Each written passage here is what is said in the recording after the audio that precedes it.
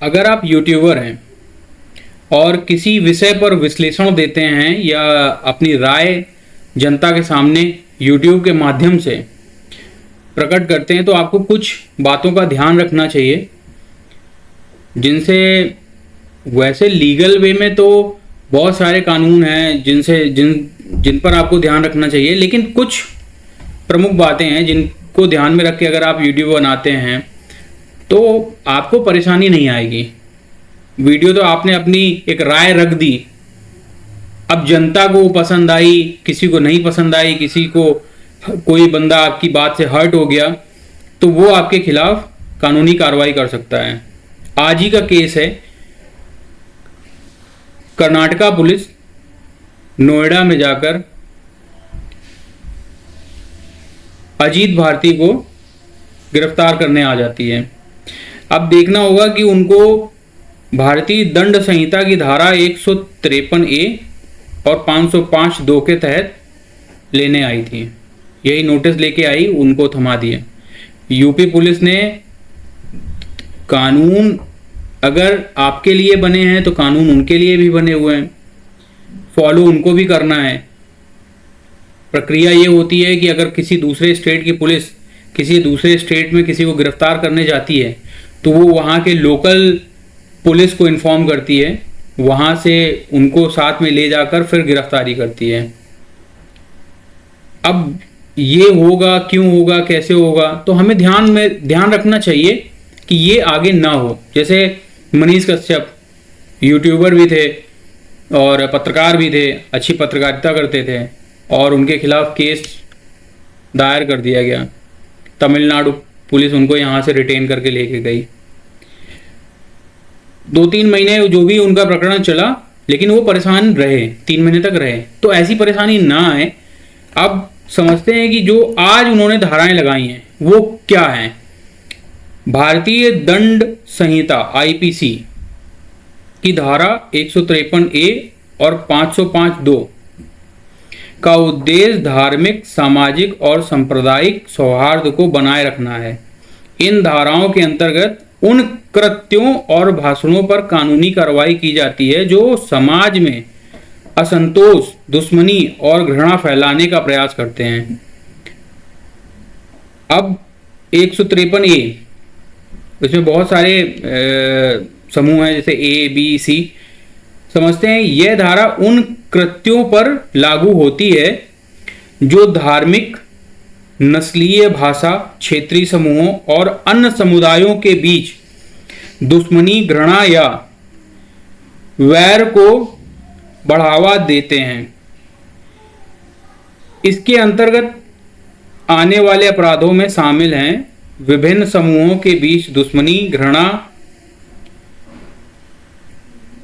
फैलाने वाले शब्दों, संकेतों या किसी दृश्य को फिल्माना, प्रतिनिधित्वों का प्रयोग करना, किसी धर्म, नस्ल, जन्म स्थान, भाषा, जाति, समुदाय के आधार पर समूहों के बीच दुश्मनी को बढ़ावा देना, ये इस धारा के अंदर कवर होता है।